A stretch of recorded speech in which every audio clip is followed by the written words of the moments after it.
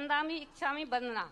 हे गुरुवर, मेरी जिज्ञासा यह है कि मैं पहले घटिया के मंदिर कभी कभी वंदना के लिए जाती थी तो टूटे फूटे खंडहर को देखकर मन व्यथित हो जाता था। ऐसा लगता था कि हे भगवान, इस क्षेत्र का उद्धार कैसे होगा।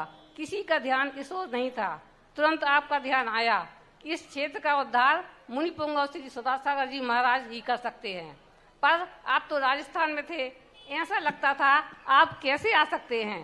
पर मन का संप्रेषण इतना प्रबल था और क्षेत्र का भी प्रबल योग था जो आपको अपनी ओर आकर्षित कर रहा था। आपके चरण इस धरा पर पड़े। जैसे अहिल्या के उद्धार के लिए श्री राम आए थे, वैसे सागर के उद्धार के लिए आप आए हैं। असंभव कार्य भी संभव हो गया। मेरे मन की बात मन में ही थी, पर ऐसा अतिशय और चमत्कार हुआ और सपना साकार हो गया। लोग कभी 5-10 हजार रुपए भी दान देने की नहीं सोचते थे, पर आपके सानिध्य में लोग लाखों करोड़ों सहस्त्र दान में दे रहे हैं।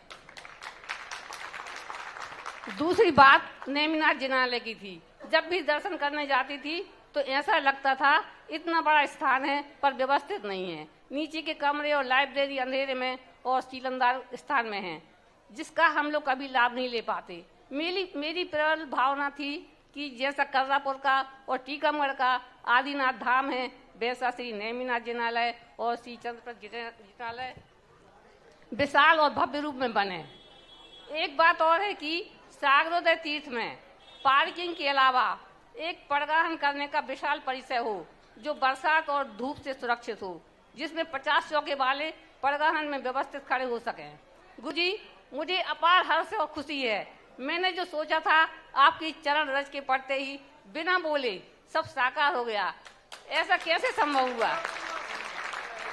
जो सपने में भी मैंने नहीं सोचा था कि ऐसा होगा, वो संभव हो गया। कृपया समाधान करें। नमस्कार जी। ये बात सही है कि हम राजस्थान में थे तो बुंदेलखंड वालों को मेरा आना, यहाँ आना स्वप्न लगता था, क्योंकि वहाँ पर हमारा इतना लंबा चौड़ा व्यापार हो गया था, इतना लंबे चौड़े भक्त हो गए थे कि लेकिन अब युवाओं ने एक नारा लगाया था पहले, जिस शासन का शेर सागर में अब की बेर। अब युवाओं ने ये नारा बदल दिया है, जिन शासन का शेर सागर में बेर बेर। ये मैंने सुना है, अब ये सुना है। और बच्चों के मुख से जो निकलता है वो क्या पता। कोई बात नहीं है, दूरियां कोई मायना नहीं रखती। जब भक्तों का पुण्य का उदय आता है, उनके पुण्य की प्रकृति आती है, अपने आप सारे निमित्त बन जाते हैं। और वो निमित्त अपने आप ऐसा बना, और वो निमित्त के कारण से आज सागर एक लहर में लहरा रहा है। एक लहर को पूरा सागर का जो युवा वर्ग आज इकट्ठा हुआ, बहुत बड़ी चीज है। और मैं तो कहता हूं, छात्रमास में भी कहा, अभी भी कह रहा हूं, सागर में 3 महासभाएं बनना चाहिए। एक युवाओं की महासभा हो जिसके अंदर सारे सेवा दल समाहित हो, लेकिन एक युवाओं की सेंट्रल बॉडी हो जो सारे युवाओं को, मंडल सबके रहें, लेकिन एक उस पर सुप्रीम बॉडी हो। एक महिलाओं की महासभा हो जो दिगंबर जैन पंचायत महासभा, दिगंबर जैन पंचायत युवा सभा, उसका नाम क्या रहे? दिगंबर जैन पंचायत युवा सभा। और दिगंबर जैन समाज महिला महासभा, जो महिलाओं को सारे मंडल हो, उनका एक बड़ा प्रतिनिधि मंडल हो जो सारे मंडलों को गाइड करे। और एक होना चाहिए दिगंबर जैन पंचायत महासभा, जो पूरे पूरे पूरे घर पीछे एक एक व्यक्ति उसका वोटर हो, एक एक व्यक्ति सदस्य हो, और वो अपने पंचायत बनाए और उसके अंतर्गत सागर में शादियों के चतुर्मास हो, उसके अंदर सागर का विकास हो, उसके अंदर पूरा सागर एक सूत्र में, एक झंडे के नीचे। उसको चुनने वाले 4 लोग नहीं रहे, सागर के प्रत्येक घर का एक वोटर हो जो सागर की पंचायत को सुने, ऐसी पंचायत होना चाहिए। ये गुटर को कुठिया में गुड़ फोड़ने वाली नहीं। अपने बैठ गए 10-15 लोग और बोले तू ये बन जा, मैं ये बन जाता हूं, पर चल भाई चल, और बोल दिया I am president of panchayat, I am finance minister of panchayat. हाँ, अब और ये सब नहीं होना चाहिए। पंचायत जो होती है वो पूरे सागर का प्रतिनिधित्व करती है। सागर की कोई भी चीज हो उनमें हमेशा खड़े रहते हैं। पंचायत का अर्थ वही होता है जब कोई राजगद्दी पर बैठता है।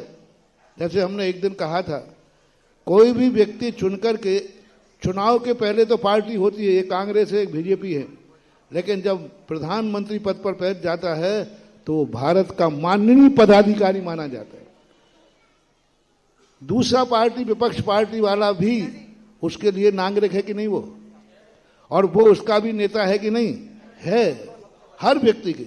ऐसे ही समाज में कोई भी संकट आए, कोई भी कहीं भी कुछ हो, पंचायत बिना पक्षपात के, पंचायत किसी एक संस्था का पक्ष लेने वाली ना हो, पंचायत किसी एक साधु का पक्ष लेने वाली ना हो, पंचायत किसी ग्रुप की ना हो, पंचायत हो सकल दिगंबर जैन समाज,